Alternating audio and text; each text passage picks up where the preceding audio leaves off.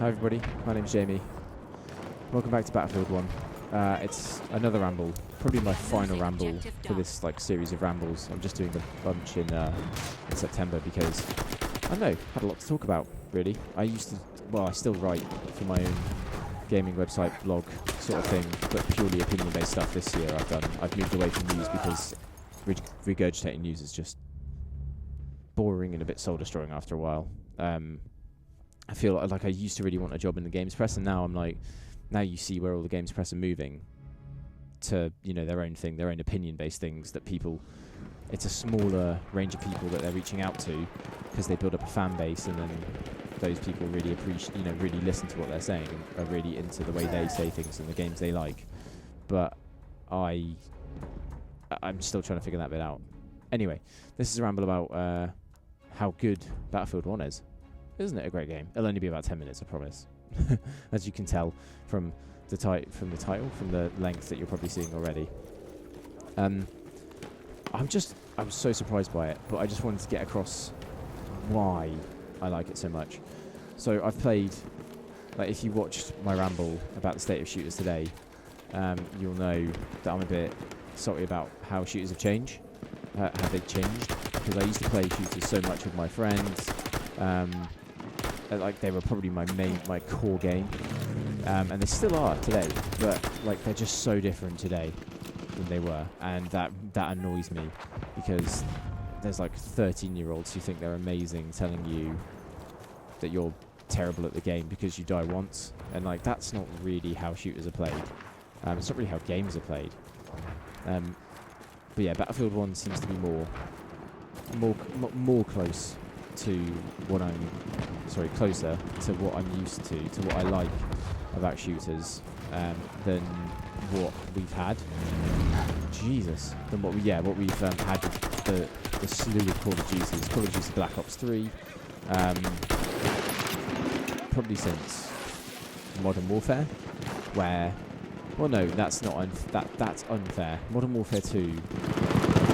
Modern Warfare was when the multiplayer started to become the thing. You started to get pro league multiplayer players, and then you had Modern Warfare 2, which was probably the last Call of Duty game that was made with a campaign focus.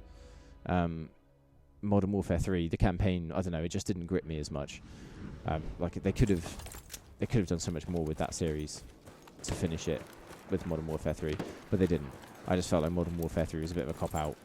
But anyway, you get to Battlefield 3, Battlefield 4, they're just the same modern, slight future military shooter. We have taken objective that Charlie. Is more, the campaign is a showcase of the engine and what they can build with their maps, rather than a story, rather than something crafted to be a good shooter, crazy levels that are just super fun to play over and over again. You play the campaign once, if you play it at all. Most people get the game, ignore the campaign, go straight for the multiplayer, and I don't know, start streaming it or just start playing multiplayer. That's it. That's all they play. I mean, fair enough. That's what a lot of people are into these days, but me, I like a good campaign, and I haven't had a good campaign for a while in a shooter. So I'm looking forward to that in this, but regardless of the campaign stuff aside, why is Battlefield 1 so good at the moment in this open beta? It's stripped back. It's World War 1. You've got horses, you've got bayonets, you've got really rubbish planes. Everything about it is a bit crap. The bullet drop, you've got no, not everyone has a scope, right? There's this, but there's going to be bullet drop on that, depending on how far away they are. The bullet might move depending on the wind. It's completely dependent on where you are and where your enemy is. It's not a straight, you're in my scope, I pull the trigger, therefore you get hit, which I like. And I just think I like that it's so... it must have been so hard to fight in World War 1. Or any war is hard to fight in, but the modern stuff we have today makes military shooting seem like a dream compared to what it must have been at this era.